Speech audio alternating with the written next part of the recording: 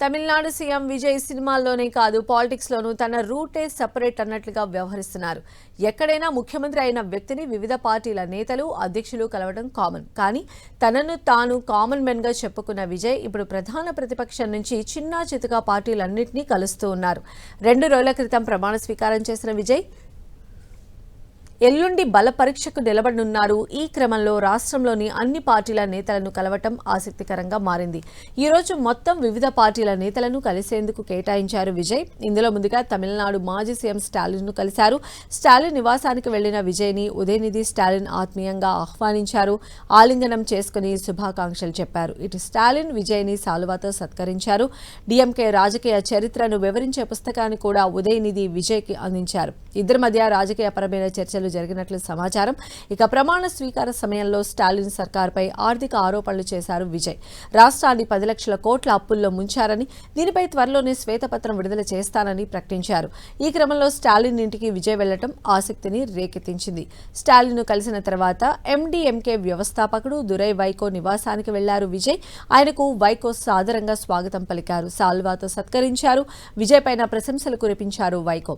మాజీ CM MK స్టాలిన్తో సహా ప్రతిపక్ష నాయకులను విజయ్ కలవటాన్ని అభినందించారు.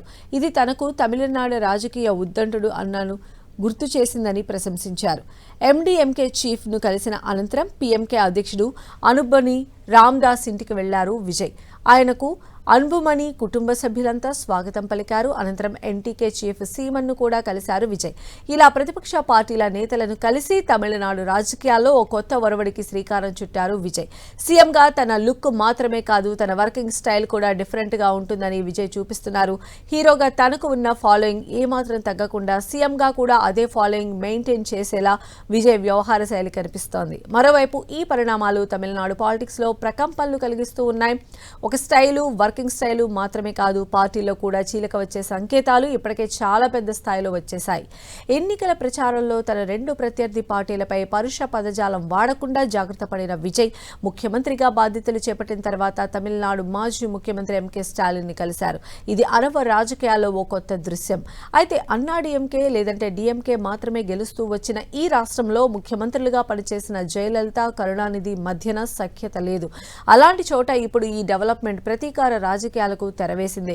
టీవీకే కొత్త పార్టీ కాబట్టే ఈ దృశ్యాలు కనిపించాయంటానికి లేదు. మొదటి నుంచి కూడా విజయ్ అన్నాడీఎంకే, డీఎంకే నేతలతో సమదూరంలో అదే సమాన సఖ్యతతో ఉండటమే ఇందుకు దోహదపడిందని చెప్పాలి.